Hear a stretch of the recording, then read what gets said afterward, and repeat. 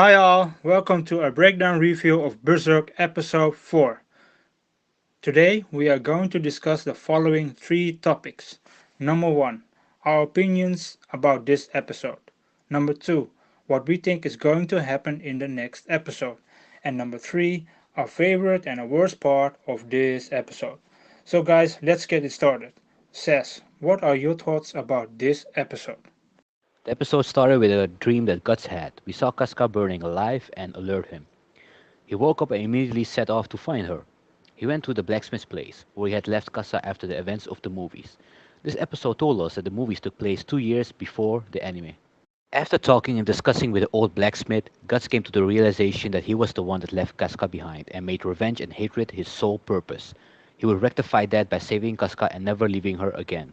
We then saw the knights guiding a carriage towards the Tower of Conviction in St. Albion, where Guts was heading anyways.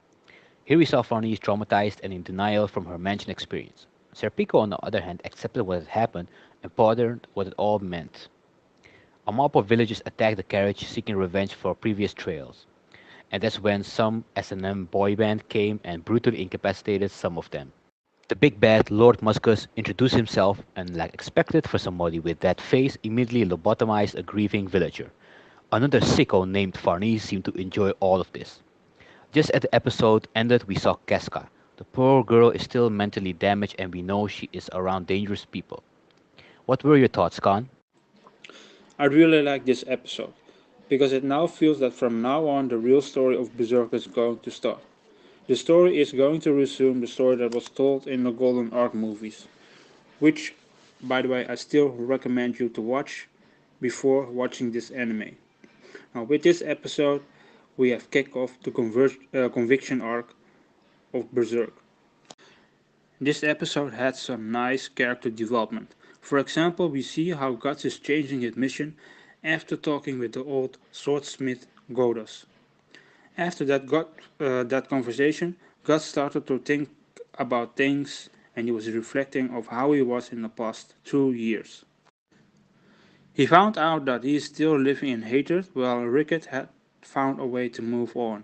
He had admired that for Ricket, but at the same time, Guts knows that the only way for him to move on is to kill Griffith and all the demons, and most importantly, is to be there for Casca. He really felt guilty that he had abandoned Casca. But in my eyes, Guts had to move away, since he had a curse mark that draw demons to him. So if he had stayed behind, then the Casca, Erka, Ricket, and the blacksmith wouldn't be safe. And then we have Farnese, a silly, annoying girl from the moment that I saw her. Farnese is facing a trauma because of the things that had happened in the last episode. She still cannot believe that ghosts or demons are existing. Farnese was for me a weird person since the first time I saw her. Remember the scene where she was whipping herself? And now we see that she is a sadist, because it seems to me that she was enjoying how the rebel got tortured. At least that was my impression. So Says, what do you think is going to happen in the next episode? Well, we know Guts is headed to St. Albion, as is the groups of knights. Casca is supposedly headed there as well with her new friend. I just don't see this ending well for her. She's already in this state and knowing the Berserk universe, good things just don't happen to Guts. I think we won't be seeing Griffith for a while. The coming saga will be around the Tower, Casca, and the Inquisitor. Your thoughts about this, Khan? I think you are right, Says. I believe that in the next episode we will see that Casca is being taken care of Luca. By Luca. And I think that the village and the town where Casca is staying will be attacked by the Cossins. And by the previous scene we saw that Casca was covered in bandage. So the attack must have been successfully, or the attack was really bad and she maybe managed barely to escape. I think that Casca will probably be captured and put away in the Tower of Conviction, where she eventually will be rescued by Guts. I hope we can see Casca turning back to her normal self again soon. Says, what were your favorite and worst scene of this episode?